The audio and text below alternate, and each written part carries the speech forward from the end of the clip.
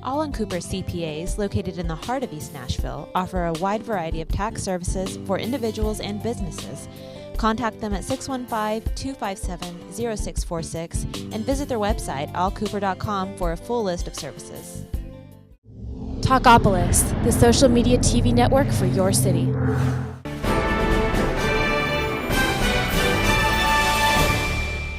And welcome back, everybody, to Political Soup. Joe Williams, Crom Carmichael, and our special guest, Mike Piggott. Now, gentlemen, hot topic since we started, and a frightening topic for some of us, the new push on further gun control.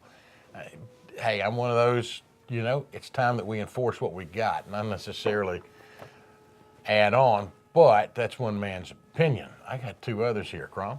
Well, what's interesting and I find humorous is the left has approached the gun control issue with a level of sanctimony that they rarely reach. But in this case, they have just, if you have an opinion that is different than theirs, then all they do is scream at you. Listen to this. This is one reporter says, "I don't have words to describe the cowardice of Congress or the depravity of the gun lobby, which conspired to kill the assault weapons ban. I can't explain the apparent impotence of President Obama, who vowed to use whatever power the office holds to convert the tragedy of Shady Hook Elementary School into common sense, common good." And then it just goes on and on and on, as if the other side has no right to even participate in the argument. And when Senator Cruz questioned Senator Feinstein about her understanding of the Second Amendment of the Constitution, she just became indignant and then compared the Second Amendment to porn, when she said that the First Amendment doesn't protect porn. And you know what? She's right. There's nothing in the First Amendment that says it protects pictures. It does protect speech. And porn is not speech. But the right to keep and bear arms is in the Second Amendment. So please, Senator Feinstein, do study the Constitution, and do please understand that there's nothing in the First Amendment that says porn, so please don't compare the right to bear arms to pornography. So we should be filing a bill to outlaw pornography now? Oh, no, she's all for that. It's freedom of expression. Oh, okay. Yeah, that's her definition of freedom of expression, but it doesn't protect it.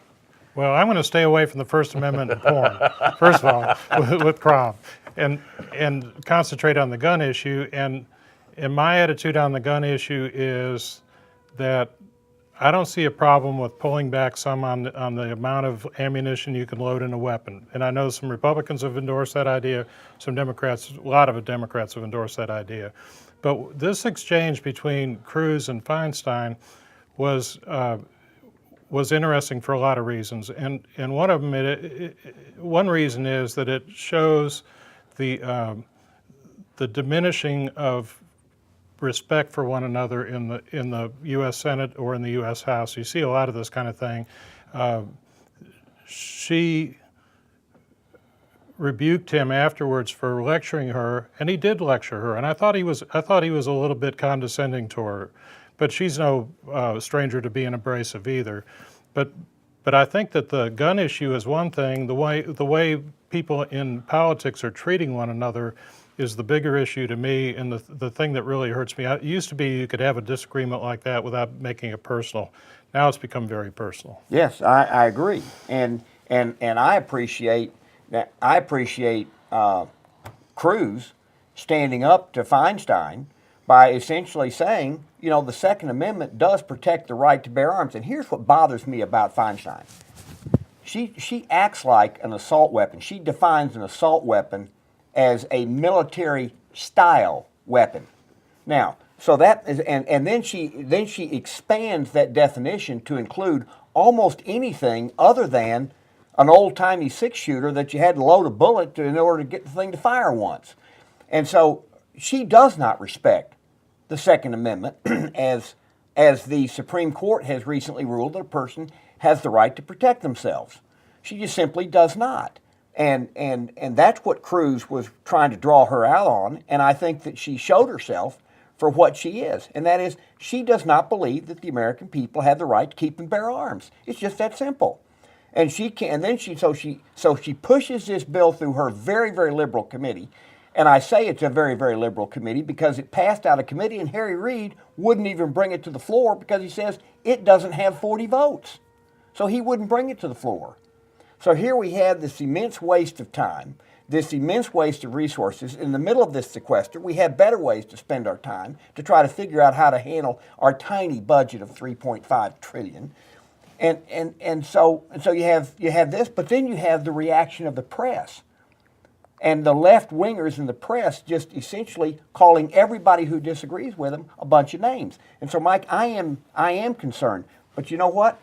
On the radio, I used to be called names. I used to be called all kinds of things just because of positions that I took.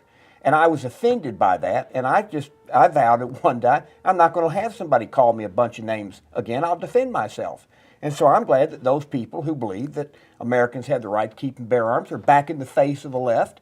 And I hope they continue to do it until both sides agree to treat each other respectfully and not say, you disarm and I'm going to keep screaming at you.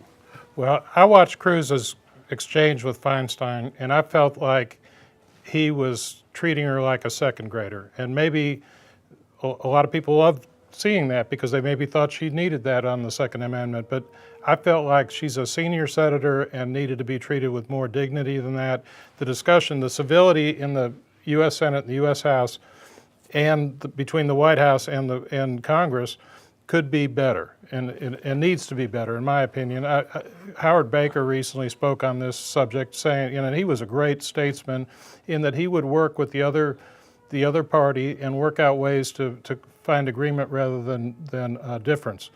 But I feel like what's going on now has become too personal, and I felt like, and Feinstein, I know she's done plenty of that herself. Mm-hmm. But I thought that exchange. She did it right back. But she did.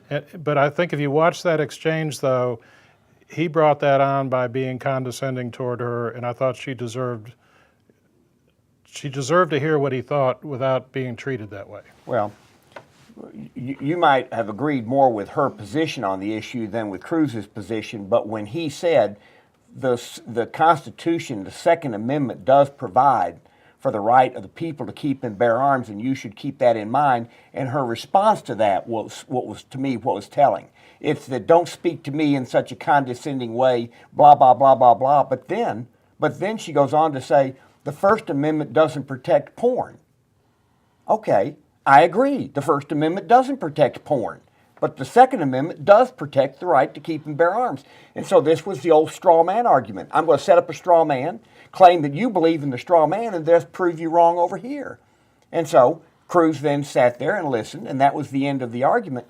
But Mike, what's interesting is that she passed this thing out of committee, and Harry Reid was so disrespectful of her, he wouldn't even bring it to the floor. Well, I saw a cartoon, I think this morning, where she's standing there talking to the media, and she's saying, Senator Reid, you're still with me, aren't you? And he was running in the distance, disappearing into the sunset. Yeah. Now, let me say this.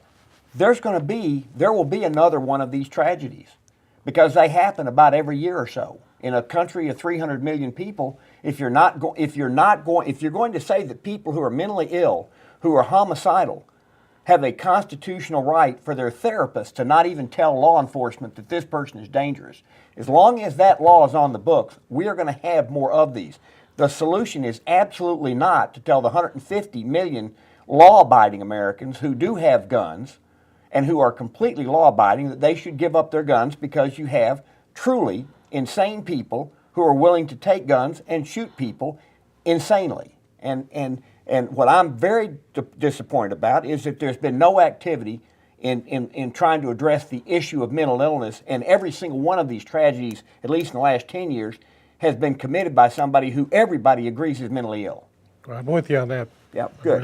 One note, gentlemen, you talk about civility in Congress and how it should be better. Remember, this is a group whose history includes one member in the House beating another member with a loaded cane almost to death back in the 1800s on the floor.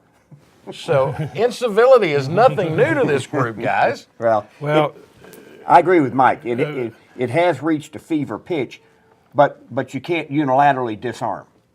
Right. And our political discord has become in many ways uncivil, and so both sides are going to have to either agree mutually to treat each other with respect, or both sides should treat each other equally disrespectfully.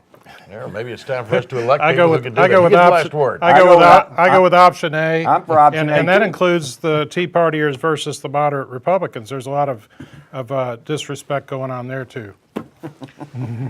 Mike gets the last word. Speaking of last segment is coming up next. Stay with us here on Political Soup.